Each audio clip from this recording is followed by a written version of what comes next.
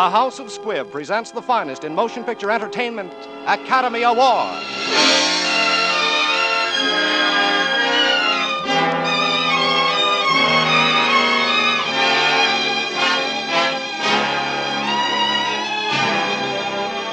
The House of Squibb, manufacturing chemist to the medical profession since 1858, bring you Academy Award. The pictures, the players, the techniques and skills which have won or been nominated for the coveted awards granted each year by the Academy of Motion Picture Arts and Sciences to each in his field for outstanding achievement.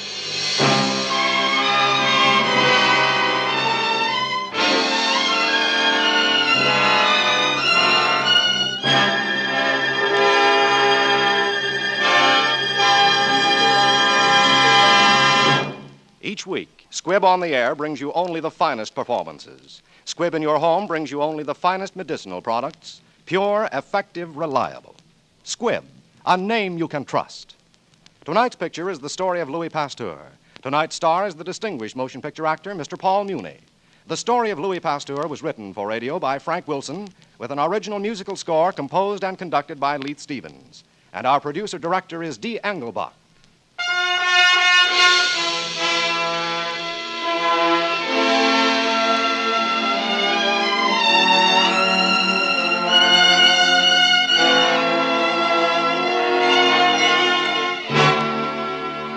Academy Award, starring Paul Muni in his 1936 Academy Award-winning role of Louis Pasteur.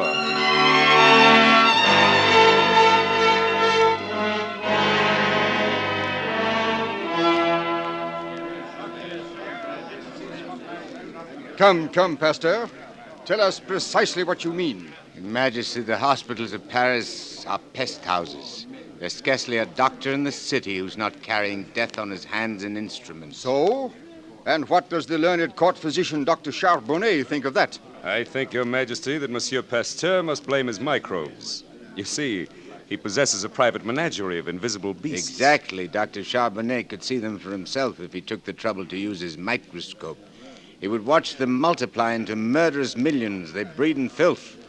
They must start from the gutters in Paris tonight and by tomorrow claim some mother from this very court. Preposterous. You, Charbonnet, treated a court servant today. She died tonight, a victim of your bigotry. Moreover, the unclean midwife who attended her will attend your next, more illustrious patient and may bring death to the Countess Gabrielle de Villefort. Stop! I forbid any more. You have gone too far, Monsieur Pasteur. The Countess Gabrielle de Villefort is Her Majesty's sister. Your Majesty, I speak only in warning. Pasteur, is it not true that you're practicing medicine of a kind when it is known that you're only a chemist? And is it not true that you are the author of a pamphlet that has caused the death of a famous physician? I'm not practicing medicine, Dr. Rossignol. I'm trying to put a stop to the negligence of those who do. Pasteur, in your processes for improving our wines and beer, you have rendered France a great service. We appreciate it. In the future, you will confine yourself to that field, to your pasteurizations. It is my wish. No, it is my command. Now, Monsieur Pasteur, have you anything to say? It is my birthday, sire. I can only hope that God will spare me the years until these learned doctors know and understand the vicious and invisible world of the microbes as I have learned to know and fear them.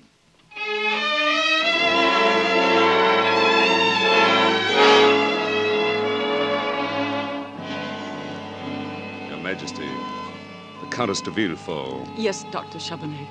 Your Majesty, she is dead. My sister. My sister. It is the hand of God, Your Majesty. But, monsieur, if Pasteur had been here... Pasteur, Your Majesty, is not a doctor. Even so, monsieur, I did not agree with the Emperor. I believed in Pasteur.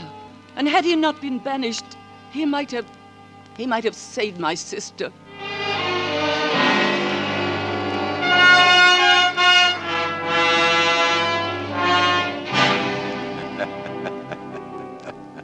Our Annette plays very well. I forget that the years speed swiftly.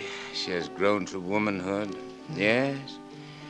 The years of my banishment go so fast, and there is so much to be done. Louis, does her playing disturb you? No, on the contrary, my dear. I'm only writing a letter to Dr. Lister of Edinburgh. Oh. The war with the Prussians is over. While men have been fighting each other, I have been fighting microbes, for they are the real enemies of mankind. I've discovered a new serum, a serum against anthrax, the dread disease in cattle. Tests are not yet conclusive, but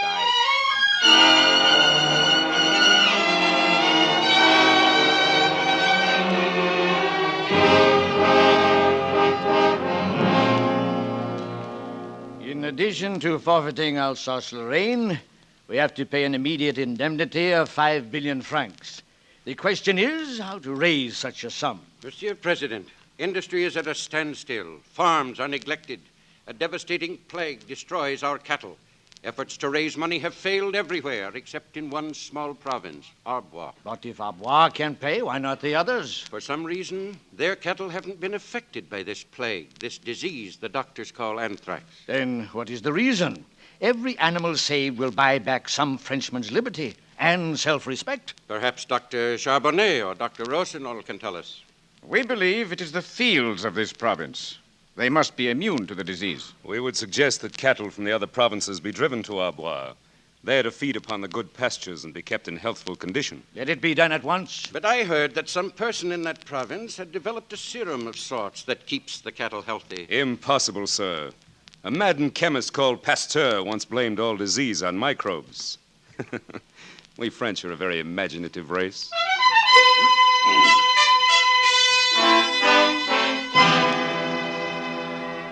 Monsieur, this animal is immune. how many days since we injected it with the serum? 6 days. 6 days. And 4 days, according to the records here, that you injected with the anthrax germs. Our serum works. Monsieur, have you read the paper from Paris? No, I have no time for newspapers, Rule. It says the government has heard that the cattle of Arbois are immune to anthrax, and they recommend that all cattle be shipped here. Nonsense. A journalist's pipe dream. Who would be so idiotic as to do that?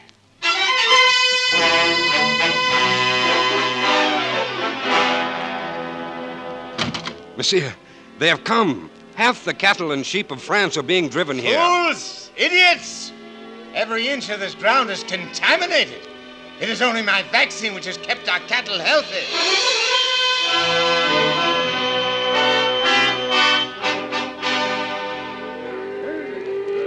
I say no!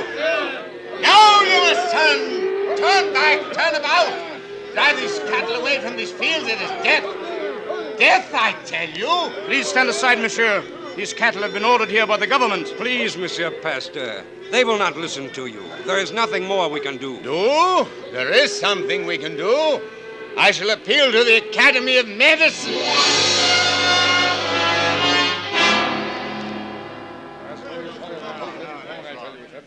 And I say Pasteur is right. He's wrong! Wrong! Gentleman, Pasteur was discovered to be a charlatan 10 years ago. I see no reason for accepting him now. I disagree, Dr. Charbonnet. If someone has a cure for anthrax, I want to know about it. Mr. Chairman, Dr. Rossignol, I have something to propose. Let us take 50 normal, healthy sheep, 25 of which will be vaccinated by Monsieur Pasteur. The others will remain as they are. I shall then infect all 50 sheep with anthrax by injecting them with the dark, poisonous blood of diseased sheep. And I defy any man or any vaccine to save one of them. Bravo! Bravo! He wouldn't dare. I know the man. Doctor, can you answer for Monsieur Pasteur? Why, I hardly know what to say, gentlemen. Pasteur has gone. He is not here. It's just as well. He wouldn't dare accept. Gentlemen, I am Pasteur. I accept the challenge.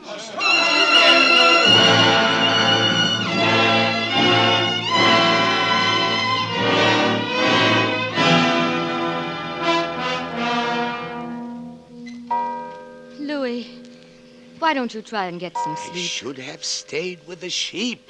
I shouldn't have left them. But you said it was against the rules to go near them. Rules. Do you realize what this means, this experiment? Tomorrow, if you're successful, every farmer in Europe will want your vaccine. You won't have a moment's peace. My dear, the benefits of science are not for scientists. They're for humanity.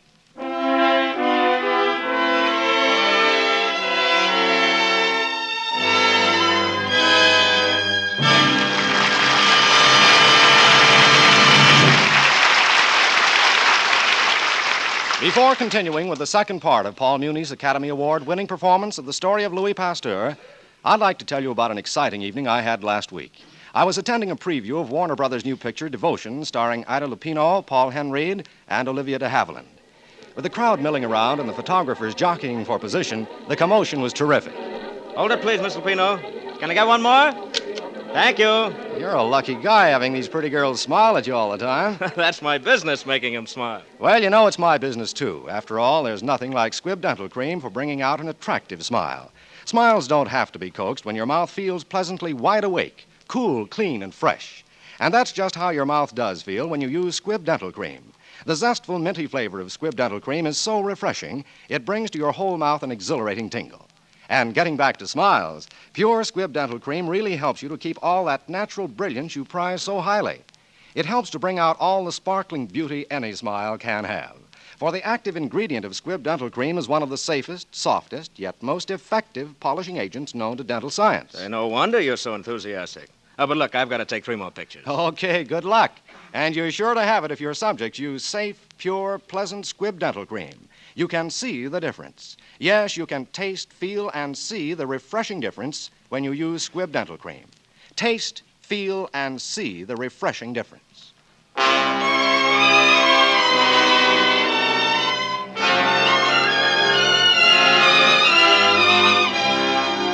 And now for part 2 of tonight's picture, The Story of Louis Pasteur, starring the Academy Award winner, Mr. Paul Muni.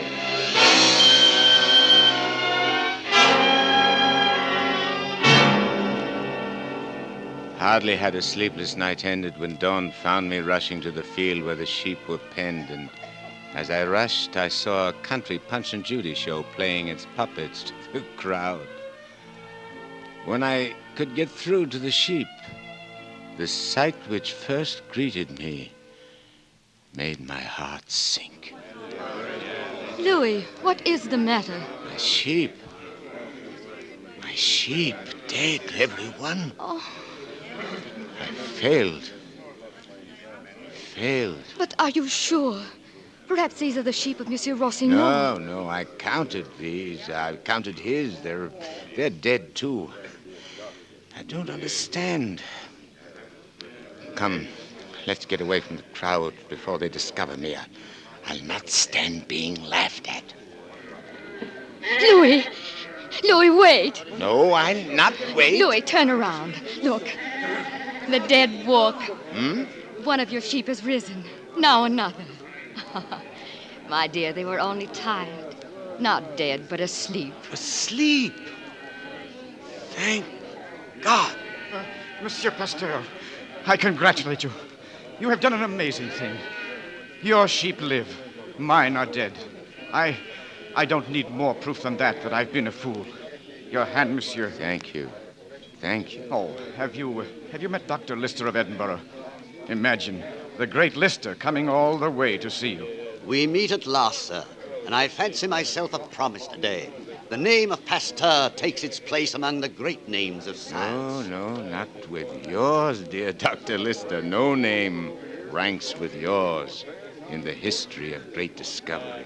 Let history judge that, sir. History is being made right here in this field.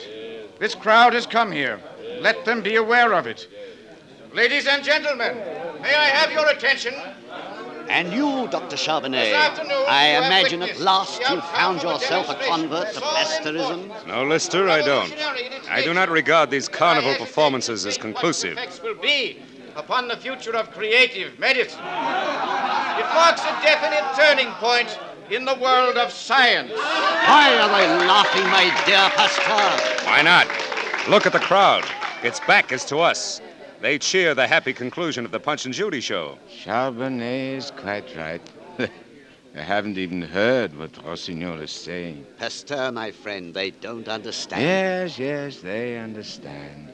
But science, of course, cannot compete with the Punch and Judy show. My dog! My mother, she's been bit! Mad dog! The irony of it at a time like this. They'll bring the blacksmith to burn her wound. If she'll not die from the rabies, she may from the shock of the burning iron, and yet all the doctors of Europe can do no more. And we stand here and worry about our fame. That's the irony, sir. Why should that woman die?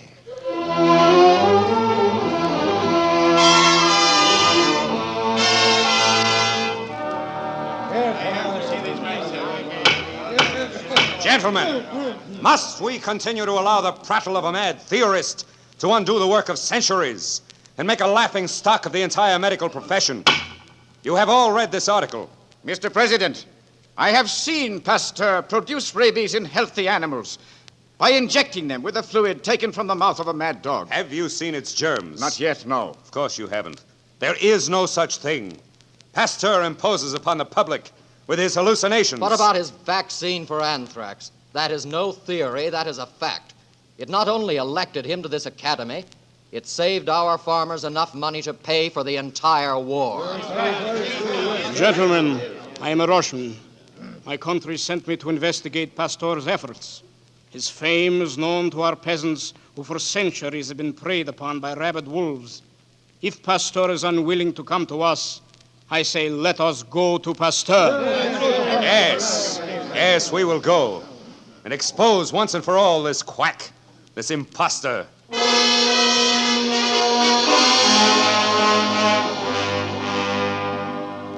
Monsieur Pasteur, in your last paper to us at the Academy, you said you were on the threshold of a vast new world.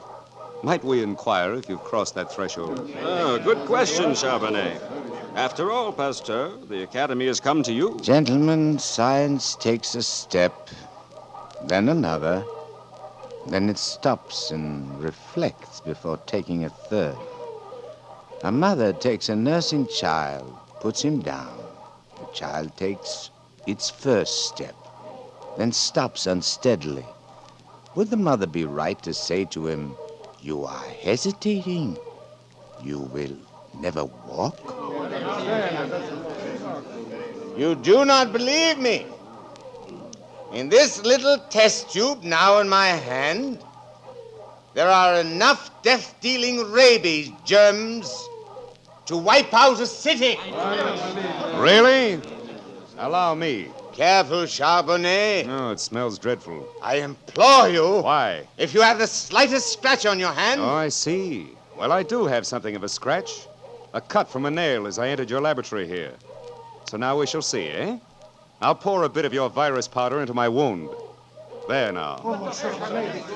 All I want is to have you predict the hour of my death.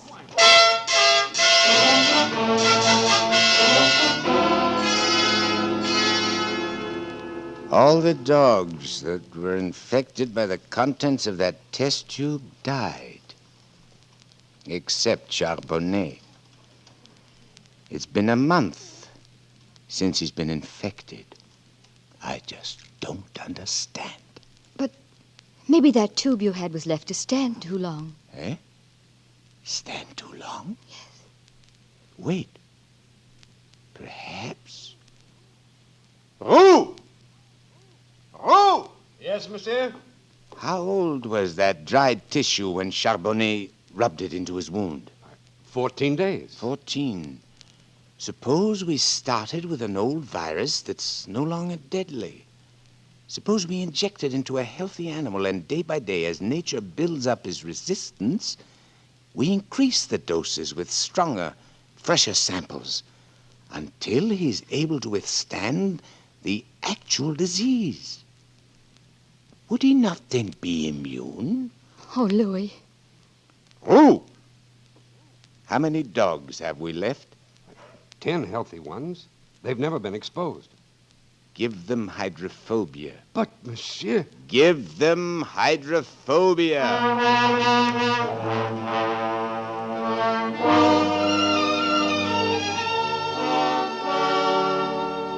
Louis, a doctor to see you. For me? Doctor? Monsieur, we have come from Alsace. This little boy was bitten. I've done all I could, but that isn't very much. But you can help him. Well, how long has it been? 11 days. The dog was rabid. I made the test.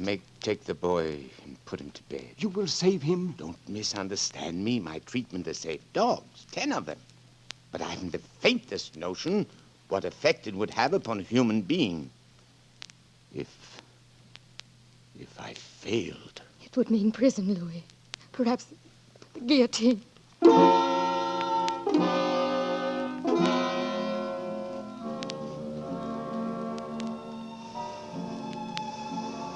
Monsieur Pasteur, you are not a doctor. You cannot expect support from the medical profession. I implore you to attempt nothing irregular. Yes, I know. The boy will die anyway. It is worth trying. Anything. Human life is at stake. Yet, they would crucify me if I failed. Oh, monsieur, I beg of you, save my boy. My boy. Should I do it? Should I? A child's life is at stake, and I ask if I should? I must!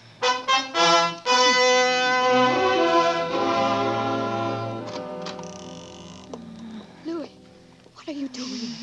Louis, you'll go to jail. To the guillotine. Shh. Don't talk. He's asleep.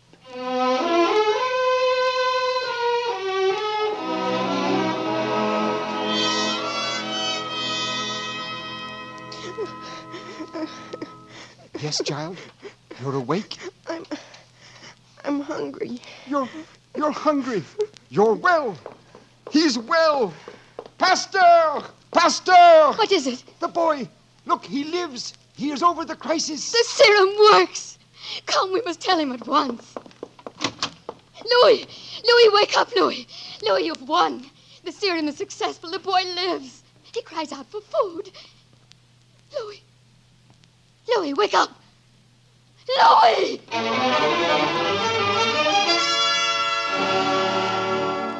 Dr. Charbonnet, you must come at once. My husband has been stricken. Me? You asked me to wait upon him? But we're... No, Dr. Charbonnet. My husband has faith in you. He respects your ability. Madame, I have opposed him. I have been his enemy. No, Dr. Charbonnet. The only enemy my husband has is disease. Madame, I thank you for that. I'll call my carriage. We'll leave at once.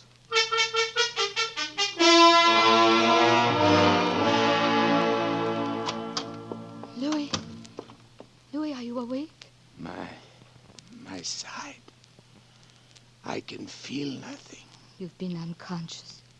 The Meister boy. I've got to get up and see him. No, Louis, no.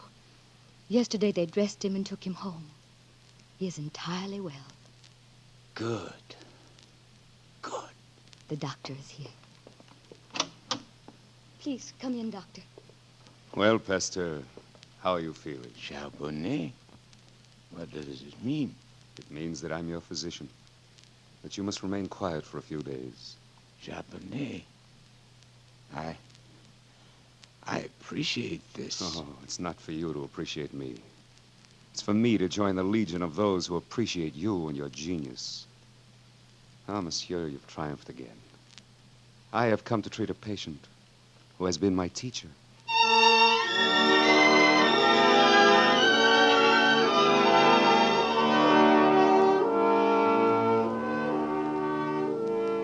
Dr. Charbonnet. Madame, how is he? Oh, he seems well enough, but listless. He doesn't seem to care, to have an interest, to fight. Oh. I'll have a talk with him. We have something that might interest him, eh? Will you follow my lead? Oh, yes, doctor, of course. Good morning, monsieur. You're looking better. Good morning, Dr. Charbonnet. I'm afraid I don't feel better. I feel tired and old. Oh, I'd rather hope that you'd be feeling your old self again, particularly today. Why, today? Well, I would relish seeing the old Pasteur in action. Action? What do you mean? Well, Dr. Reux just told me when I arrived that some foreign scientist is giving a lecture at the Sorbonne this afternoon. He claims he will disprove your entire germ theory. What? Marie! Is that right? Yes, Louis. Who is that man? What's his name? We don't know. But, of course, you're too tired. Tired? Nothing. Order the carriage, bring me my clothes. We'll go there at once.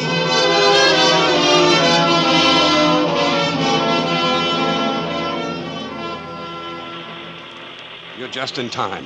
They've arranged for you to sit on the platform. Courage, my dear.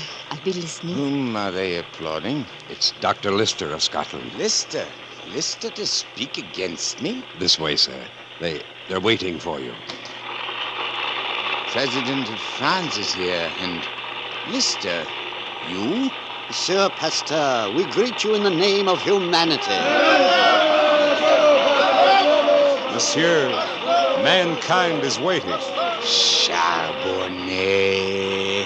They'll all come. Look up, my friend. Look up into the gallery. The medical students, the youth to pay you homage. I have no words as to express. You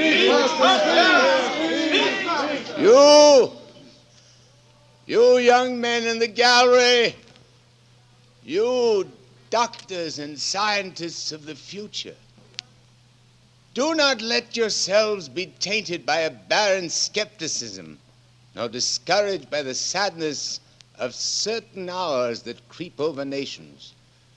Do not become angry at your opponents, for no scientific theory has ever been accepted without opposition. Live in the serene peace of libraries and laboratories. Say to yourselves first, what have I done for my instructions?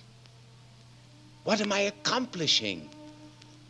Until the time comes when you may have the immense happiness of thinking that you have contributed in some way to the welfare and progress of mankind.